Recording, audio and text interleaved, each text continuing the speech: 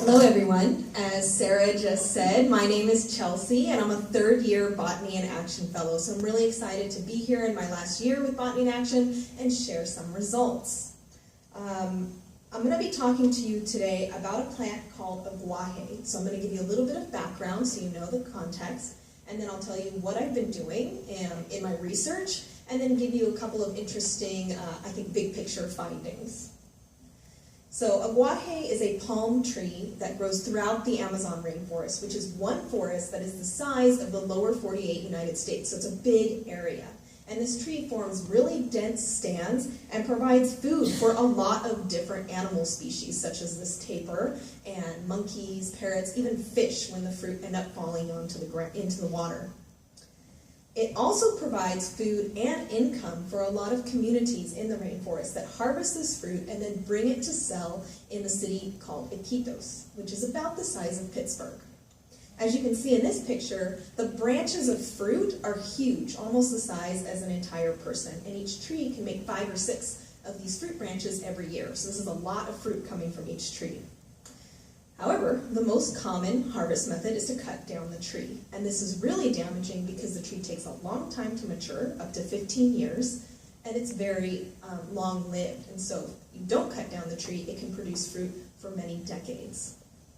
So I wanted to understand, why is this the situation where people cut down the tree in order to harvest the fruit? Are there other options? Is there anything we can do in terms of the market to help support people so they're not cutting down the tree? And that's what FIPS has done in supporting my research. And so I go down to Peru and I talk to people.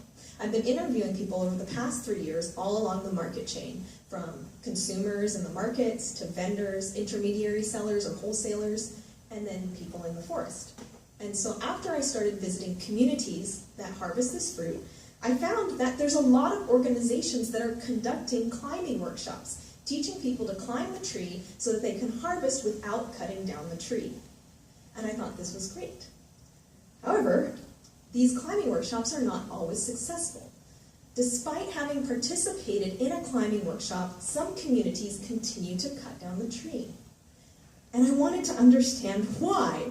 So after coming back from the field, I actually went online and I researched all of these different organizations, and I started calling the project managers and asking them questions. And these are the results that I'm going to give you now.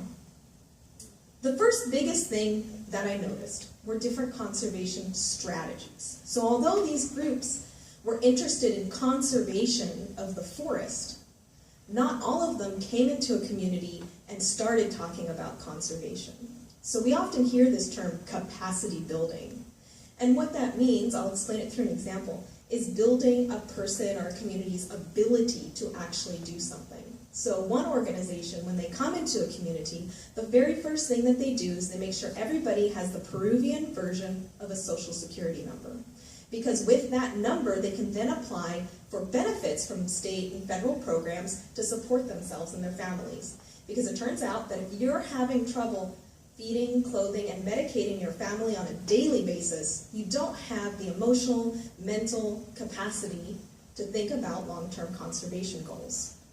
And so it's very important that a diagnostic step occurs before you actually start working in a community so you can understand what that community really needs. The second thing that I found very interesting was how different organizations defined success. So some organizations told me that success was the number of workshops they had conducted. They had a goal to do 100 workshops. And so after they completed 100 workshops, they were successful because they met that stated goal. Other organizations told me that they felt that they were successful when they knew they could leave a community and that community could continue on with the goals they developed together. So these are very, very different goals, numbers versus outcomes. But that doesn't necessarily mean one is better than the other, because the organization that said we try to do as many workshops as possible said that is more cost effective. We visit 100 communities, maybe only 10% start switching to climbing, but that's still 10 communities more than the other organization that's only worked in one community for that whole year. So this idea of success and evaluation and how we do conservation is guiding my future research that I'm proposing to do after I finish my dissertation. So what I'd like to leave you all with is the reminder that conservation and science isn't just about the plants and animals that are outside or over there, but it's also about the people here that are doing science and also the people that live in the places where we work. So I'd like to thank FIPS especially, and my other funders, committee members, and field crew that have supported my research over the past few years. I'd also like to remind everyone that we will be in the Palm Court from 11 to 1, so please bring your questions. We'd love to talk to all of you. Thank you.